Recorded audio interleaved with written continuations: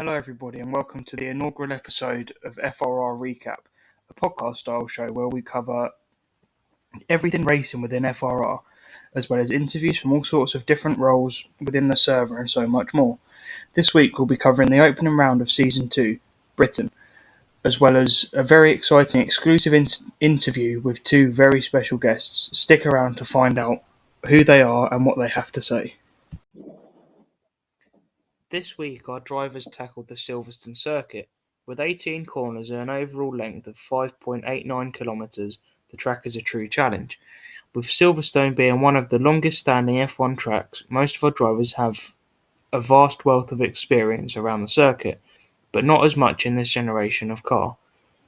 There were some brilliant movements across both tiers races this week, so let's go over some now. Firstly, we're going to go over Tier 1, and what was quite an amazing race round Britain, round Silverstone. In qualifying, as we seen last year, Elite was very good in Abu Dhabi, and I think he's traversed that skill over to Britain. It's getting second, I believe. Was it second? Second or first? No, I don't know. I think it was first. 30,000 to a second, which I thought was pretty cool. Yeah. I mean, Yeah. Elite, he's elite in qualifying, Yeah, maybe only qualifying. Throwing a cheesy little one in there, but no, Elite, very good. I think Elite is very funny in a way. I'm not going to say why, but we're going to continue on to the next one. Merck versus Ferrari. A real contender maybe for the constructors if the second drivers kick it up, but we know the first drivers are going to be really fighting into a championship title.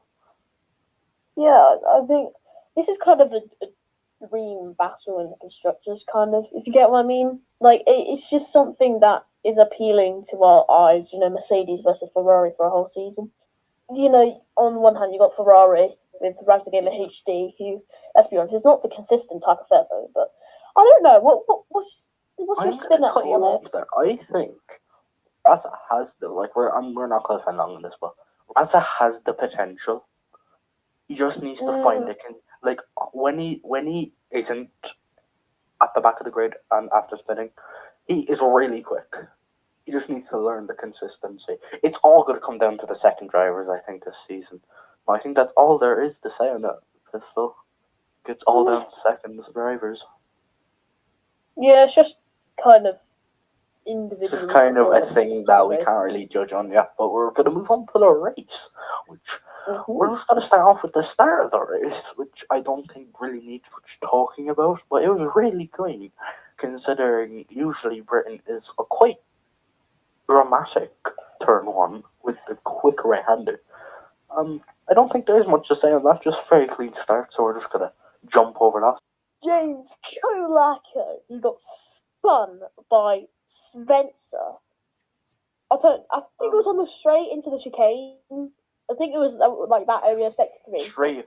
Now, tell me, where is the straight into the chicane? Well, the bit of the exit of that kind of wide-ish turn, coming into that turn, and then. Oh, you know what? Never mind.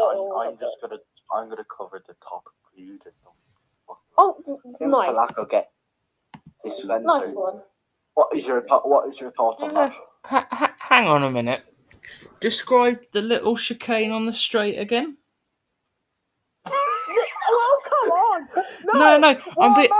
So you have a tiny bit of area where you run into the chicane.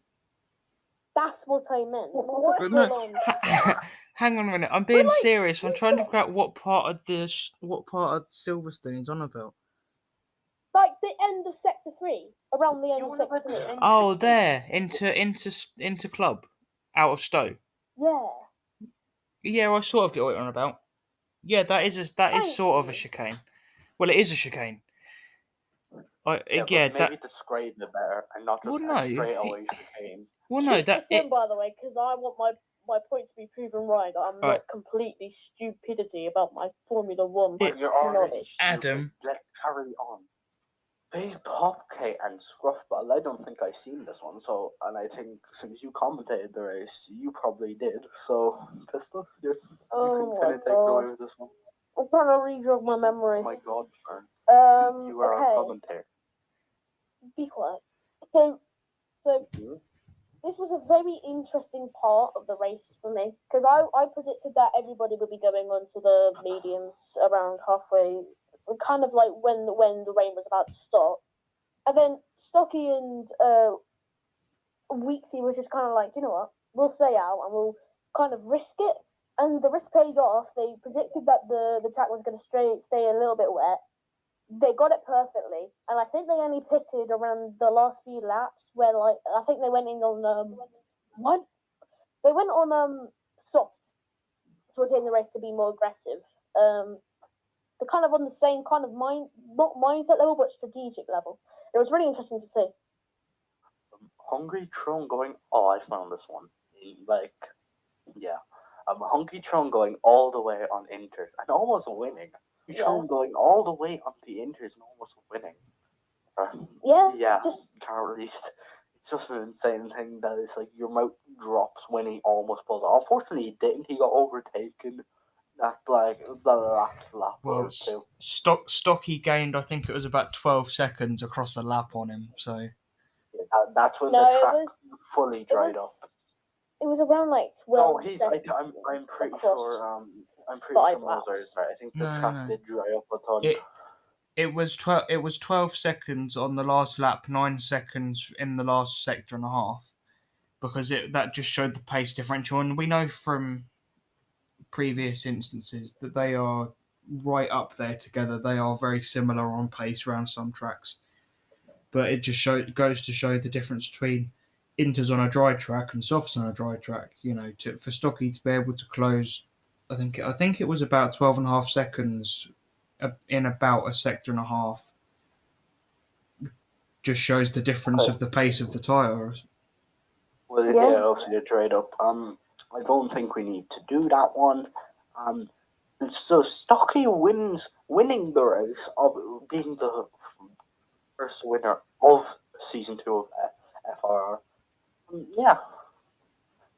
Perfectly. Just a good start to the season. Stocky, he showed this early dominance last season as well. I think he won the first 2 races of last season, and he's already won this race. He's only won this first race. Interesting to see what he's going to do at France. We'll see if he's going to win that one, and maybe we'll see a repeat kind of at the start of last season, which would be interesting to see. But all around, a deserved victory, in my opinion, for Stocky, and an entertaining race overall. I perfectly agree. I'm just going to jump and say I didn't bully you for misspeaking your words like you did, unlike you did to me. Okay.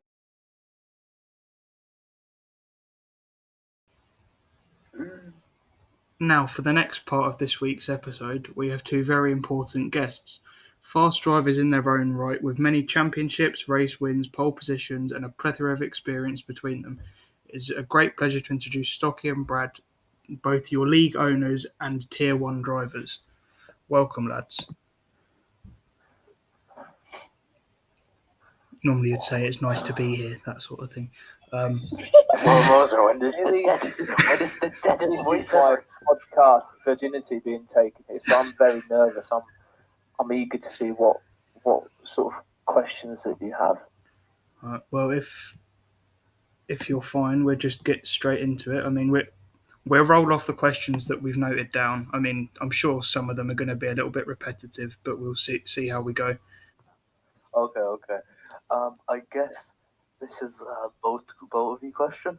What does it take to run a server with over 70 plus people in it? Like 80 now, but let's just say 80 now. We'll start with Stocky, I guess, first. Yeah, it was a challenge. I mean, I didn't actually have I didn't apply for ownership of the server. It was just sort of handed to me. It's a lot of work, and you don't really ever realise how much time you have to devote to it until you actually start doing it. and that was the biggest shock for me. Like setting up a new season was one of the most stressful things I've ever actually had to do. Because at that point I was mostly on my own. It was only me and Brad. We didn't have a proper admin team like we do now, so it's quite stressful, to be fair. Okay, and Brad, Brad wants to chime in. Yeah, personally for me, I've been doing this for 2 years now, I'd say, just owning leagues in general. So it does take up quite a bit of your time, probably about 2-3 hours a day, when you have multiple tiers and without a functioning admin team. But currently, yeah, it's not too stressful. Yeah, I mean that one thing I would add to that is it. I think it would sometimes surprise people the amount of work. Some people can be quite impatient when it comes to things like standings being updated, lobby opening, whatever, all sorts of things. But there is a surprising amount, or what would be surprising to most people, a surprising amount of work that actually goes into doing what seem like little things. But okay, Moza, we didn't ask you, but anyways, okay, thanks for that. I'm chiming in. It's called developing a question.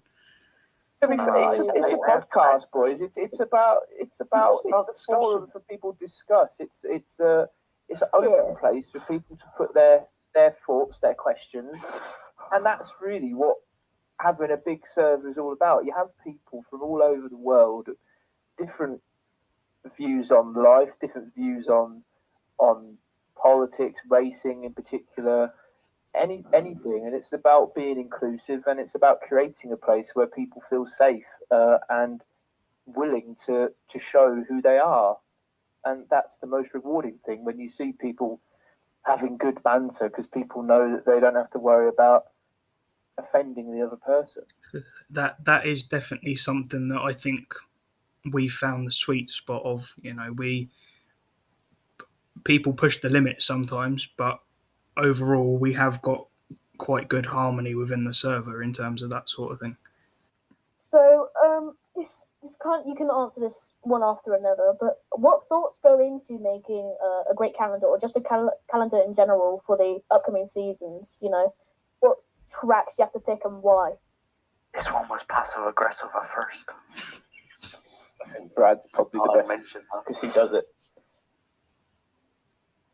I think Brad should maybe answer. Yeah, so the main thing we're looking for, just to fill out most of the calendar, is just tracks where there will be overtakes. It doesn't particularly matter where you qualify. If you have a stinker, you can easily make your way back up into the points at least.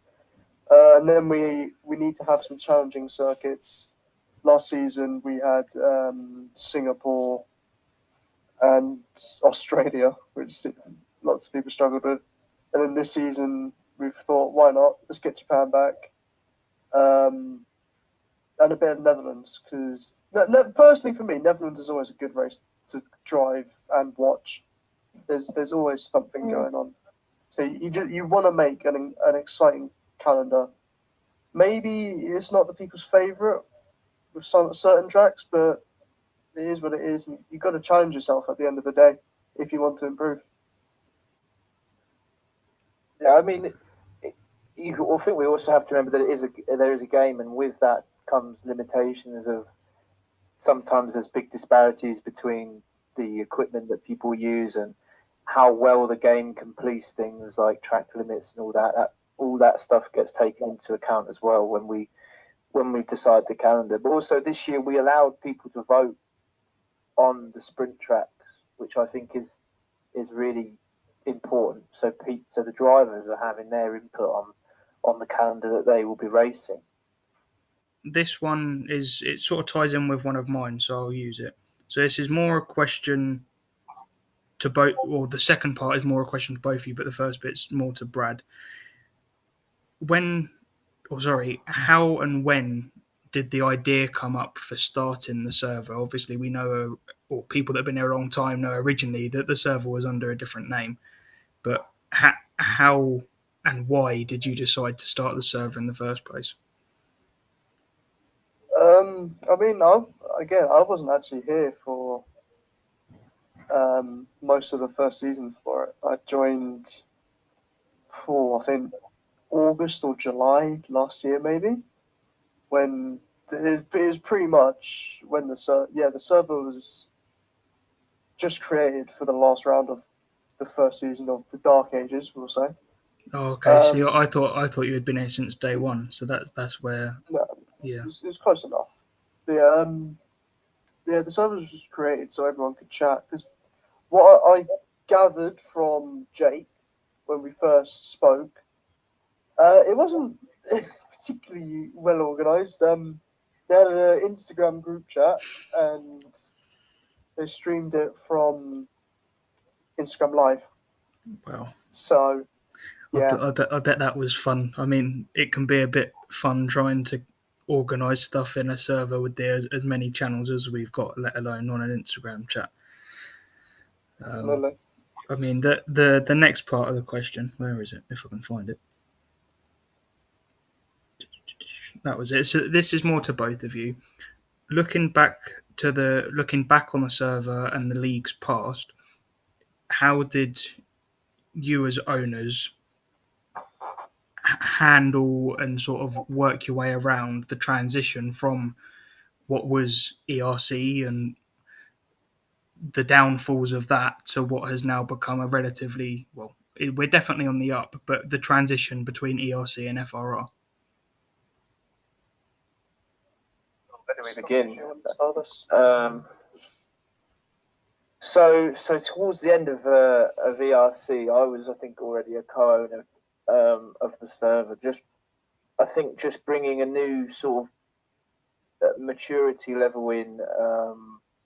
I think I probably am one of the oldest members of the server, but it's just about being able to communicate things properly with the drivers, and if drivers actually read what we put, all the information is there with regards to what's happening, when it's happening, how it's going to happen. But when you change a community like the way we did, you have to make sure that you communicate it really properly, because change has to happen for everyone. And one of the biggest goals that I think we all as admins have is to make sure that people no longer see front row racing as, oh, this used to be ERC. That's not what we want. We want people to recognise us for, what we are, which I think is a really good racing league. And it is. That's why you should go to Twitch and follow it. Plug it in, a very blatant plug there, Silent. I think that is one thing that you are very good at. You're never short of a good plug for us, which we are very grateful for. Since you've come in, you have helped us massively in terms of our growth. So that is definitely one thing that has been one of many upsides of you coming into the server. Thank you very much, Moser. Okay, I think I'll jump in with one of my questions now again. This question is probably one of my favourite questions that I've probably written down. Because I started F1 in 2016 as a game. But how did you first get into Formula 1 as a game, but also in general? I think we'll kick off with Brad first. How did I get into Formula 1? I'd say I grew up in, well, I say grew up, I'm still in that household. It was very, we always watched the races on Sunday since I was like 5 or something. Watched it relatively consistently until I was about, I don't actually know. I just remember I stopped watching it for a bit, and then I came back in 2014, started getting into it. 2015, Max Verstappen rocked up. The rest is history. I mean, Fell in love with it. How did I get into the game? I was playing. I had 2011, I want to say, on the PS3, and I just used to play that quite a bit. And then I started getting into it from my primary school friends. I bought F1 2017, did a couple of races with them, and then I stopped playing. Then I got Game Pass for the first time, and F1 2018 was on there. And I started playing it with one of my best mates, and we really started playing it. We were doing races together, and then coming into secondary school, F1 2019, and that's where it kicked off really, with Hockenheim, etc. It's where lockdown really helped bloom the F1 franchise, F1 2019 and 20. I just fell in love with it. Been involved ever since. Like I said, about 2 years. I've met a lot of people, done a lot of things, achieved a lot. I'd say I've done everything I wanted to, really. Stocky, what about you? I don't know if this is a no swearing podcast or not, but I'm just going to assume that it's not. Well, I have actually always been interested in racing in Formula One. I would play F1 2002 on a computer in my bedroom, and then I played every single Codemasters F1 game that there is. Been league racing. I've league raced F1 2013 to F1 2017. And then took a bit of a break until 2021 because I had a lot of exams. Didn't really enjoy those few games after F1 2017. But yeah, actual F1, I've been watching it for as long as I can remember. My first memory is actually going up to my local karting track and seeing the F1 on the telly and seeing Seb Vettel win in 2012. That's my earliest F1 memory that I can remember watching live.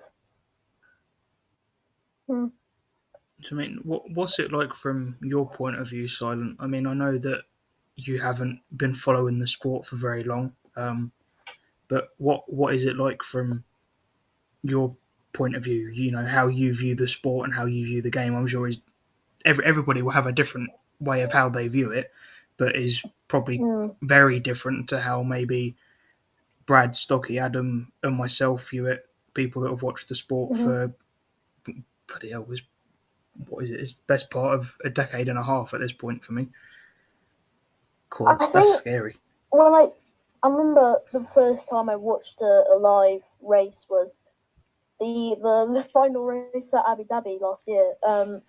It sounds like and after that race I've just been hooked since. I remember watching safety car happening and I was just like, what's going on, you know? And I was just so confused with the sport, and for some reason my gran knew everything about the sport, so she was just going crazy like, this is a disgrace, why is Max Verstappen winning this all? Lewis Max Hamilton Verstappen simp.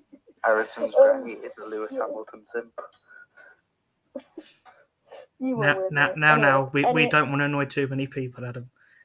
We don't want to start with that on episode 1. We kind of want to get past one episode. I'm not saying anything controversial. I haven't said whose side I'm on in that situation. I've just said maybe Harrison's granny is a Lewis Hamilton simp as well. That's all I said. Dare you spoil my name all over this podcast? Oh, Jesus. It was literally the first thing you said to me when we spoke. My name. Alright, anyways. So, yeah, that race, Abu Dhabi, was quite upsetting because I remember I've always liked Mercedes, even if I wasn't instantly hooked. And if anybody just asked me, what's your favourite, team, I would go Mercedes, because mostly my family is linked, with Mercedes cars in general, like our actual cars that they drive. So I always knew from the start I was going to support Mercedes, and it's instantly after that race, it's just been a lovely ride over to 2022. I've watched race 2022, brilliant racing throughout all the season. It's just got me even more hooked up with the races of F1. Yeah, I mean, I'm sure with Happy being your first race, I'm sure it came quite a shock when not every race was quite as exciting and not quite as much shouting from the commentators. But so my question to both of you is, what's the vision for the future of the FRR? It's been a while since you've said anything, so I feel like you should I feel like you should get in there.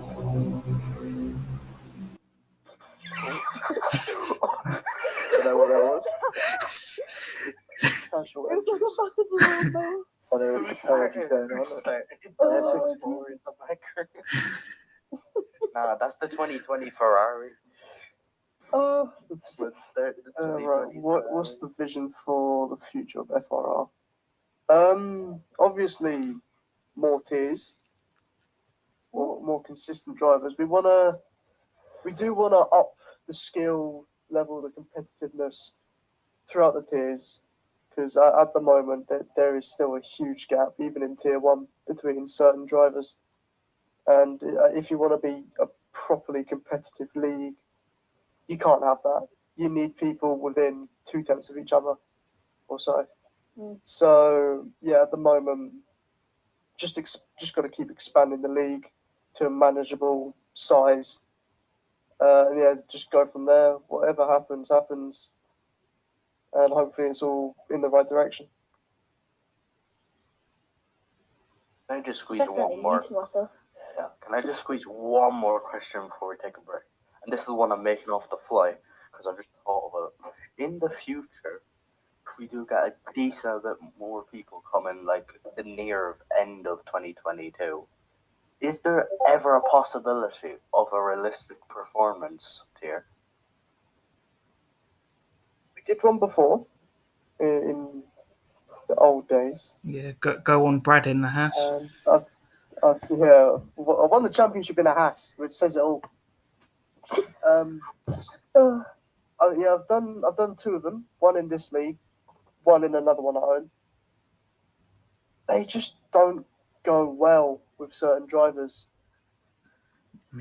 Like, it's all good having the fast drivers in the slow cars and then slow drivers in the fast cars, but it does get to a point where some people are either just too quick or too slow for the rest of the competition, and then people's egos get in the way. They're like, "Oh, I'm in a fast car." So, like, say someone's in a Red Bull and they're getting held up by a Williams or something. They'll think in their head, oh, I'm in a superior car, they should let me go. If they don't let me go, I'm going to force it. And quite often, it does happen. So that's just something that needs to be managed. And then another thing, just the numbers. At the start of the season, great attendance. Midway, it starts to drop a bit, comes back up, but then the final 4 or 5 races or so, it just declines, and you'll start getting about 10 people per race. And on the end of that question, let's head into the Tier 2 recap now.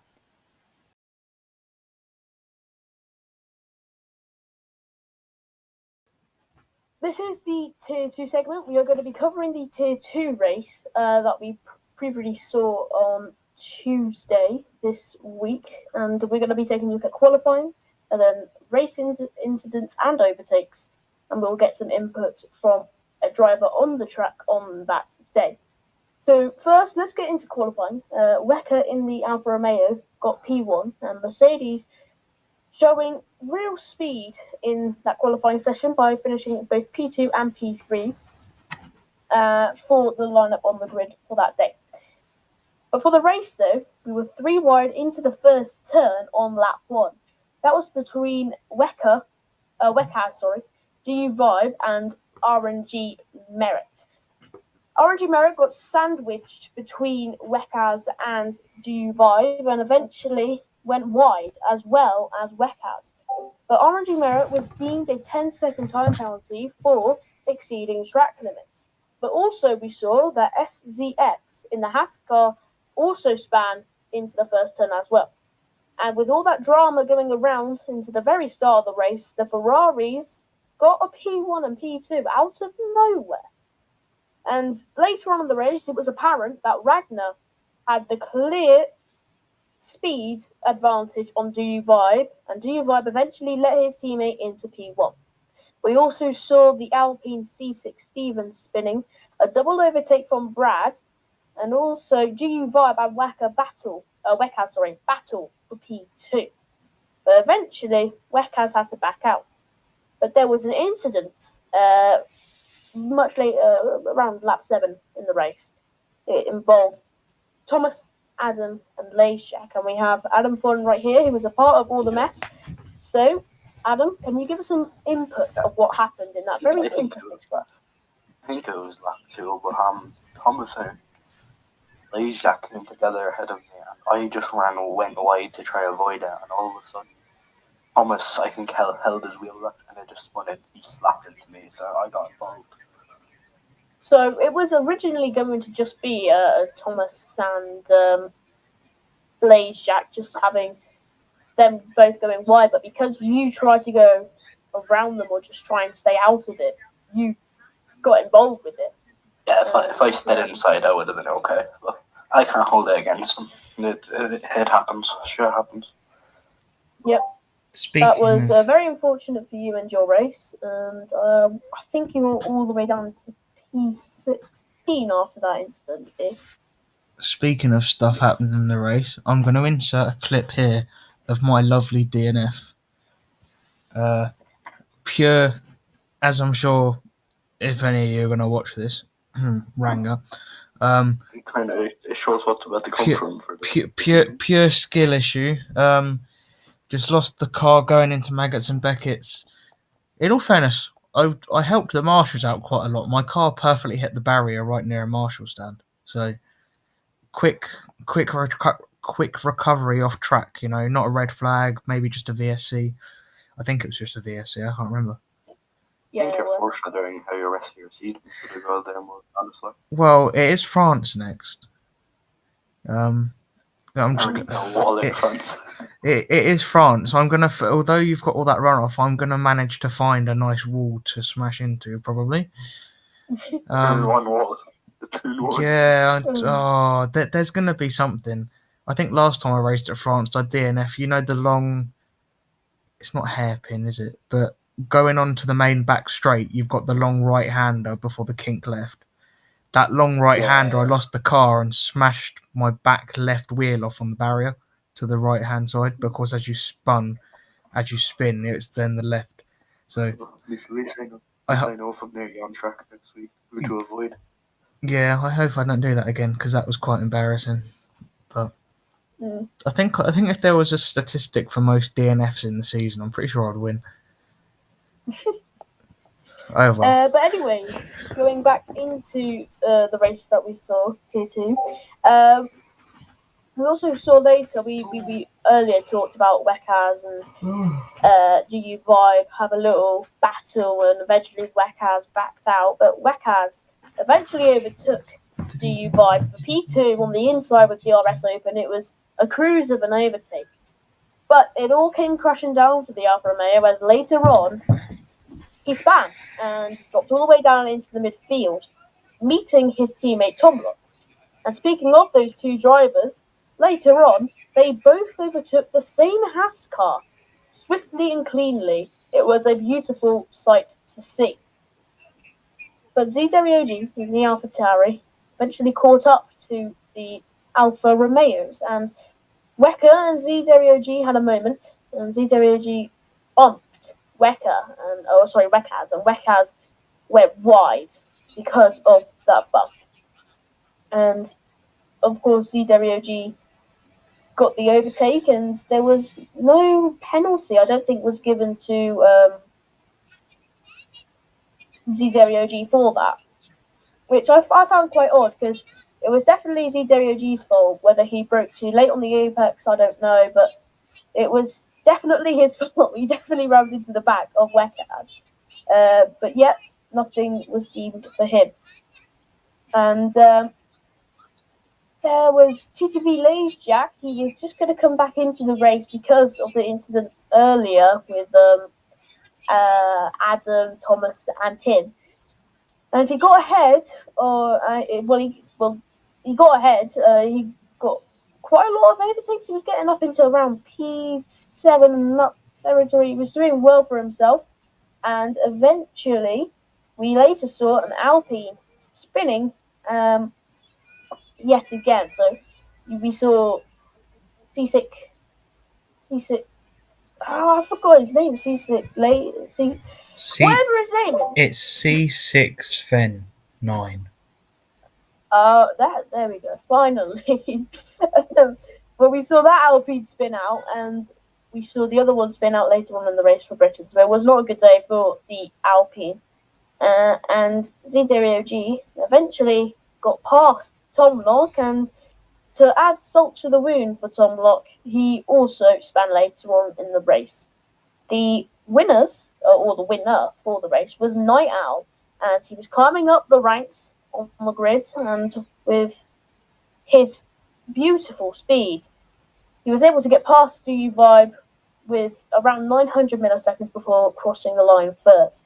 And he was the winner of the British Grand Prix, the first race for Tier 2. And drivers who finished second and third. For second place, it was DU Vibe, and Wekaz finished P3. Anyway, to end the Tier 2 recap segment, as Nightel won the race, obviously he is currently going out of round one, your championship leader. The question is, though, will he be able to carry that momentum through the rest of the season, but especially through to the next round at France, and increase his lead?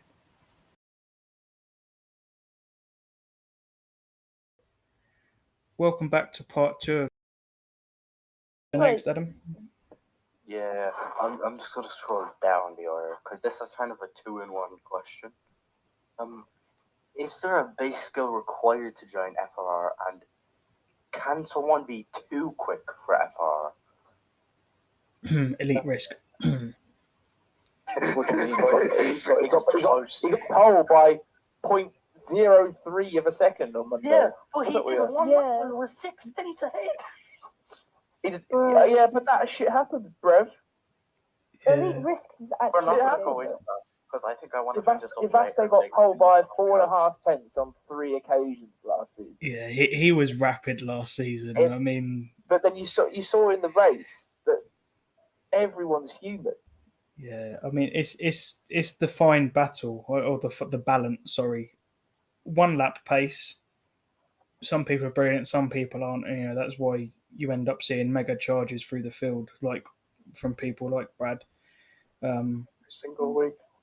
Yeah, I mean, what 1 lap pace can be a bit off, but then it's having the race pace. But like Stocky said, everybody's human. Errors come into play, whether you're having an off day, whether you're ill, or whether just in general it's not a good track for you. I think the prime example of that is Brazil last season when you won the championship.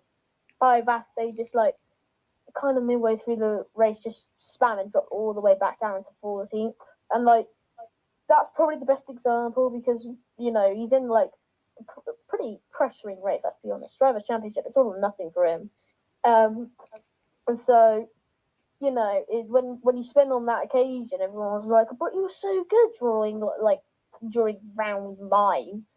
But it doesn't matter because if everybody's just they've still got the same pressure. Different that pressure. championship was won in the US at COTA 2 weeks before because that was when it was really close, and that's when the pressure is the highest. Everyone has their moments. Everyone has their mistakes. It's just a case of when you make them, not if you make them. You saw Vaste spinning in America from the lead, and then he was caught up in something in Singapore, and then there are 2 races where I won America and then finished second in Singapore. The thing that you can never simulate is pressure, and it doesn't matter how seriously you take league racing. When you turn up, you don't turn up to finish 8th or to finish 5th. Everyone turns up to try and win, and when you're actually doing the race, you're not really thinking about anything else. You're thinking about winning, and then when you have the other person who you're competing against doing everything they need to do, it turns up the pressure even more, and that is what it's all about. That's the thrill of a championship fight. I've got kind of like a follow-up question to that. I'll say it, but were you feeling pressure in terms of constructors, because Red Bull and Alpha were definitely, neck and neck with constructors.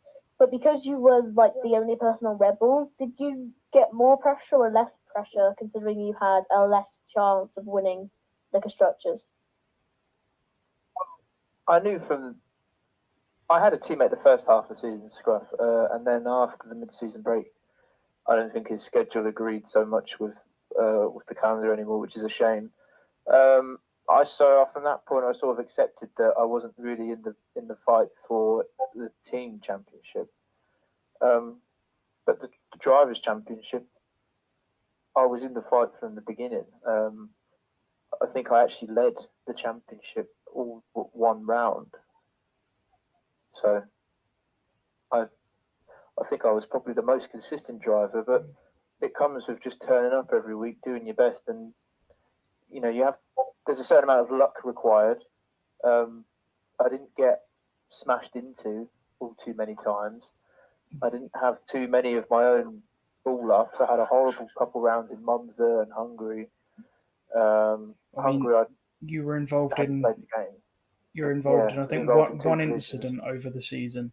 That's one incident that actually went to the stewards. yeah. When I took out Crazy Griefer, which is fair enough. I mean, these things happen. You just have to accept them, really. Oh yeah, I remember Singapore. I think Paravasi span you out. I was the first race I commentated on, and you span out first round turn, and then you span all the way back down to the bottom half of the table. I was like, oh my god, he span about. Oh, it was crazy stuff. Singapore. It's easily my favourite race that I have and will probably commentate on for the whole I do FR. So. Yeah, I mean, hopefully more races like it. You want to see great racing, but it's nice when things go pairs up for the commentary box. To be honest, yeah. I mean, you do need it every now and then. It provides interesting commentary, but I mean, but tangent off of what you were saying, Stocky, that you weren't involved in many instances over the season. That's where your qualifying pace and your race pace go hand in hand. Being able to qualify up there, where most of the drivers tend to possibly be slightly less eager to go for more daring moves because they know that they can just add that little bit of pressure, just stay in within a few tenths, whatever. Whereas I think that's difference between yourself and Brad.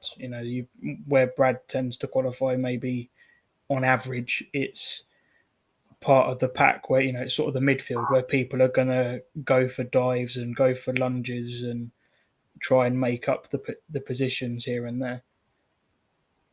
Well, yeah. I mean, I think I'm probably one of the few people that does genuine, practice for the races. But that's just because the only time I really play the F1 game is for the races. And the whole time I've been league racing, I've always said to myself, I'm not turning up to lose. I'm not interested in finishing second. It's just the mentality that I have. I'm here to win, and I'm there to do my best. And if it means I have to do 2 hours of practice to know that I'm comfortable with my setup and I can turn up on a Monday evening and have a chance of winning, then I'm happy to do that. So I can still carry Crazy Griefer at Warzone. I think regardless of how I think also with saying to yourself, I'm turning up here to win, not to drop behind. That could probably feed into drivers' kind of composure and kind of keeping calm when maybe someone ahead of them who isn't as good as them is holding them back, and that's where you can kind of see tier 1 come into play. Not really tier 1, probably tier 2, because sometimes I think it was Harry and Ragnar. I think that was in tier 1. I don't know, but I think tier 1 Abu Dhabi, Harry and Ragnar had a moment between each other, and they were just both going at each other. I think that was more with spinning, but I think still, obviously, when you should probably feed into the fact that if you keep calm, usually in races, then you're going to get a better result, and that's sometimes what people don't do, and that's why they're probably finish worse down the grid. Yeah, I mean, you get it with when people bring their personal relationship onto the track. Those two, we all know, don't get along, and that's just what happens. It's always in the back of your mind when you're racing against someone that maybe you don't like. You always think, oh, I want to beat this geezer, and then next thing you know, you lose it on a curb, and you're both out of the race. This just happens. Mm. Oh, can I just follow? I'm gonna chip in on this one. Oh, With my perspective and everything. yeah. So yeah, I've been in this situation with Night Owl and Big James Kalako. There will be drivers that will either always go for that gap or just make a mistake behind you and just outbrake themselves and cause you to have a moment. And you in the back of your head, you've just always got to be aware of who you're driving with and how they drive. And yeah, like you were saying, you have to be composed. For example, I mean, one of the best examples is probably my comeback at Mexico. I got spun at turn one from the podium. I was in like 13th.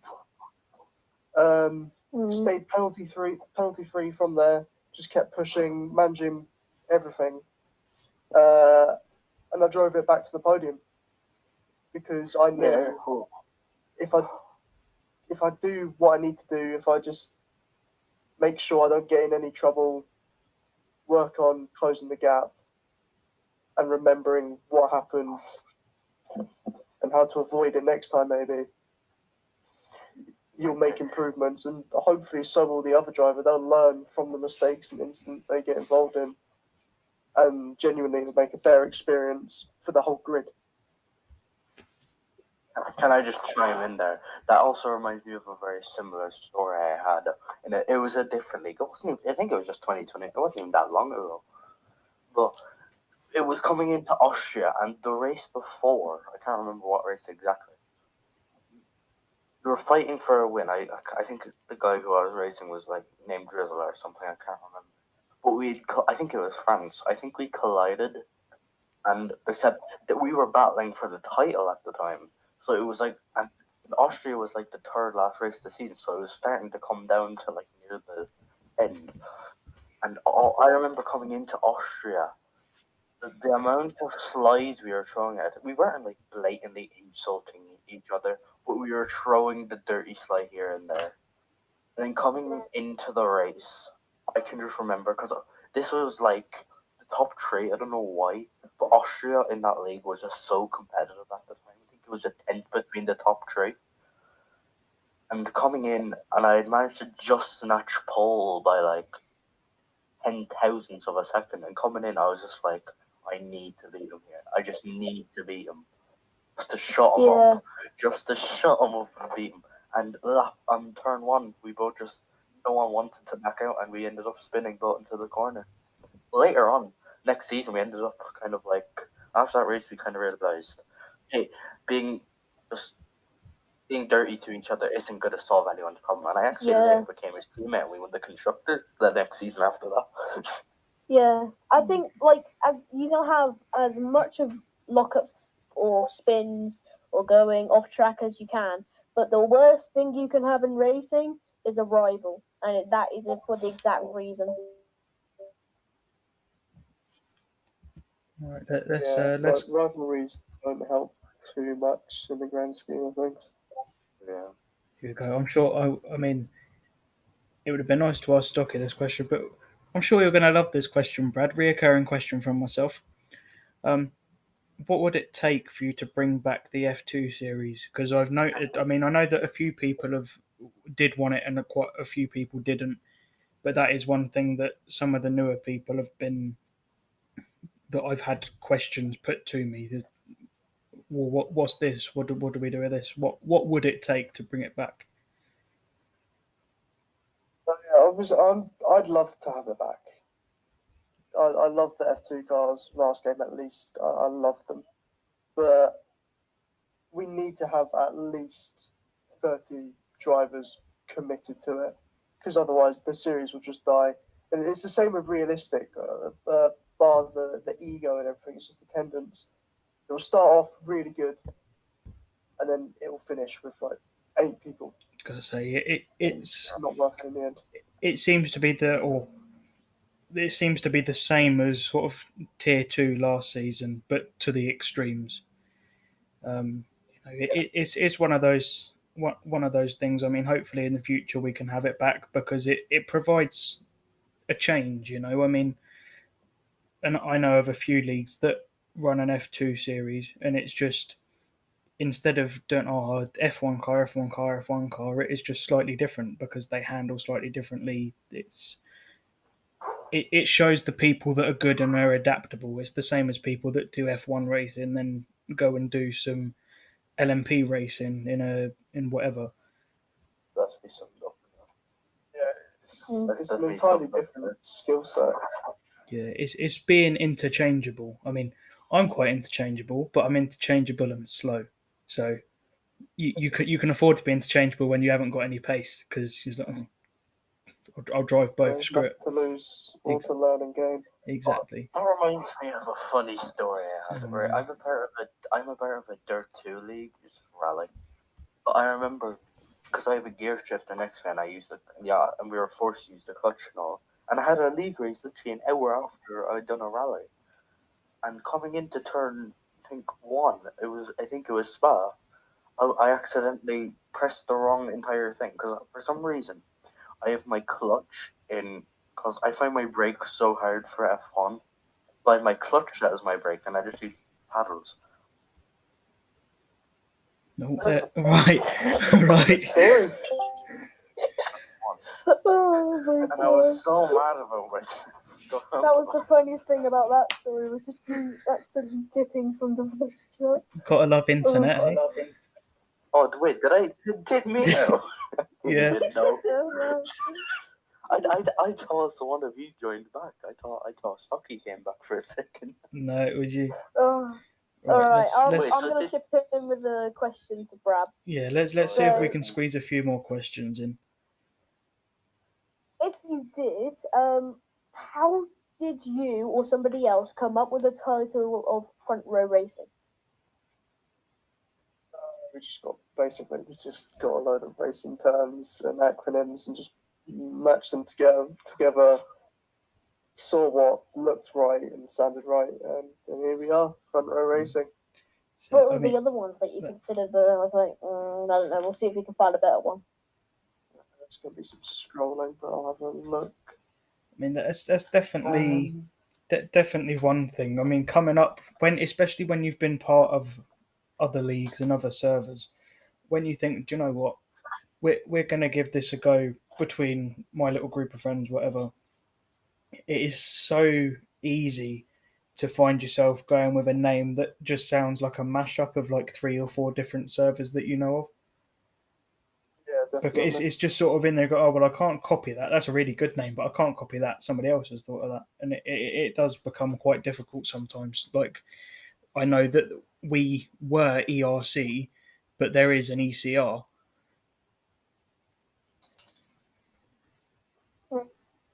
I don't know why you've paused. If we just like Brad's waiting having a for look. Brad. Yeah, he's having a look to see if he can Alright. see any other names. Okay. This is the perfect time to plug in on our TikTok.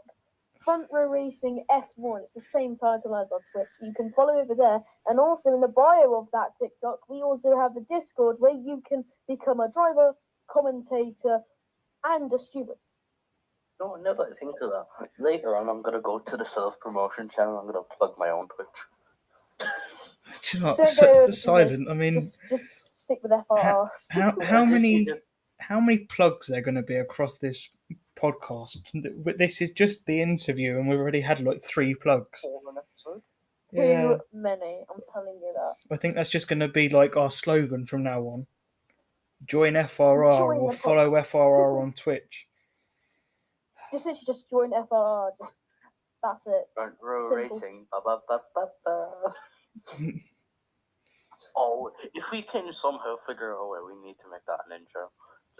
Just kind of change Yeah. the ba, ba, ba, ba, ba, Front Row Racing. Ba, ba, ba, ba, ba. What? Just get the McDonald's chime over the back. Yeah, and just kind of tune it down a bit, so it kind of. Just have to I'll just do make the our voice. own beat on I'll do the BandLab voice and acting just. first. Front row racing, ba ba ba ba ba. Oh, right then, Brad. You found the prototypes that you turned down. I've only just gone past the prototype logos. Oh, I bet they were fun. Oh, we got to do some more filling in, lads. Oh, I'm just While having a... while he's looking for that, we can just ask him another question. Yeah. While he's looking for it. Oh, I'll just go ahead. Yeah, asking more questions is a thing. Okay, here's a good one. What was the hardest decision you had to make about the calendar for this season? Ooh, that's a good Honestly, one. there wasn't one. It was plain and simple, really.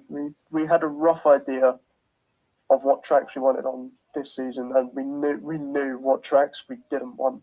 For example, Monaco. That's never happening. Mm-hmm. Never say never, Brad. You don't know. Oh. No, it's just going to be like 1998 and just like only 5 people would finish. It just wouldn't make for good. It's not a racetrack. Yeah, It's just but not, I mean, especially for tier 2.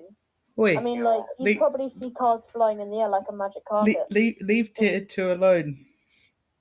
Yeah, you've got 2 tier 2 drivers sat here. Leave us alone. One DNF and one managed to go for P16. I remember. Oh, Singapore. I remember. Adam always brings us up. I remember when he overtook someone on the bridge, and I just called his overtake sad. I called his overtake sad. Why? My overtake sad. Why? I'm so violated by that. I don't know why. I just don't know. I just called it sad.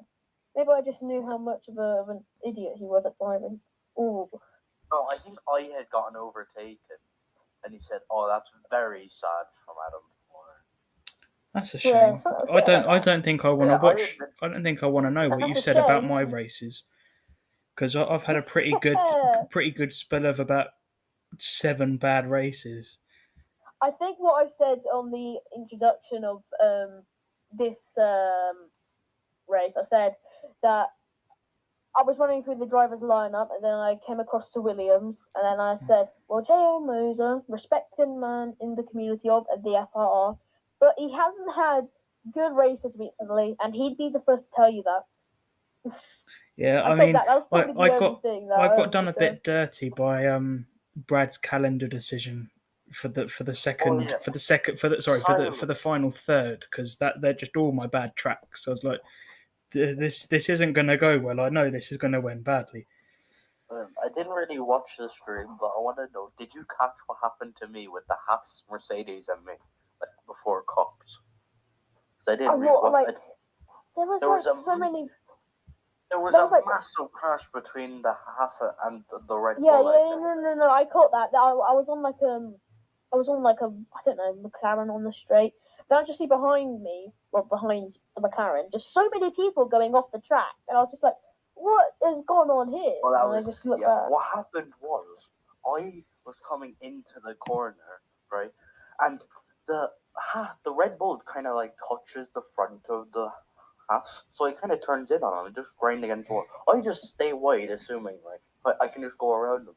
All of a sudden, the Red Bull is locking his wheel left, but when he does get grip, he sends it into me, and I only get orange damage. But I'm in the gravel trap at the whole other side, near the fucking.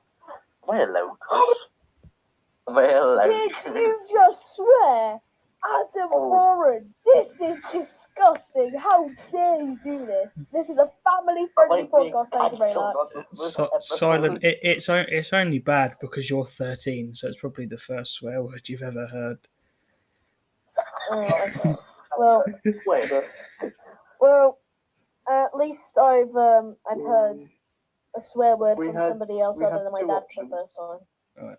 We had 2 options. It was only if you Revolution. Wait, Adam, be quiet. Adam, shut up, bro. You're irrelevant now.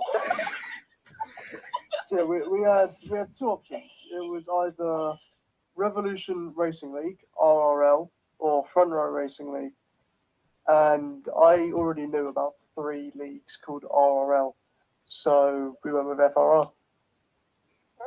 That's the story.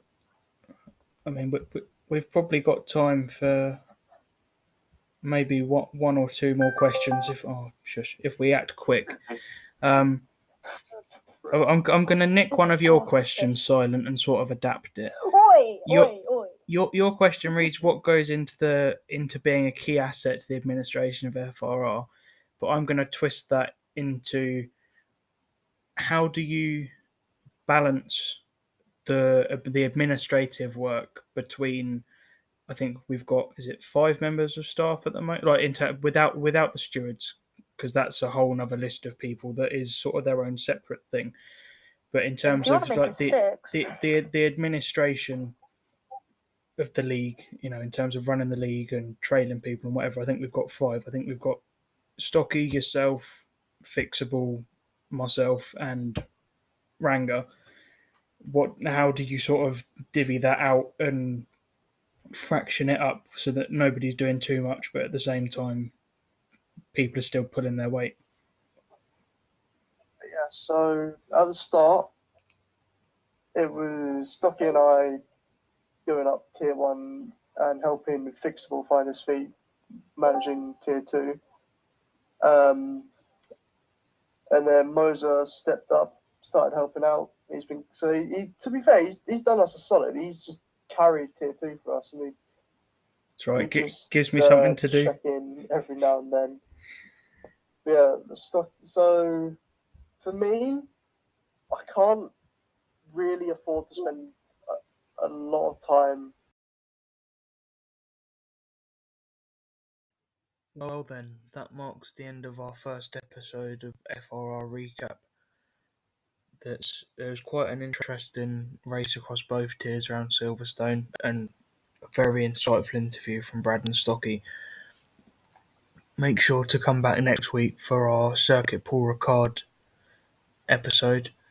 Just as a final note, a big thank you to Brad and Stocky for taking the time to participate in the interview and for providing some clips for us to lay over the top.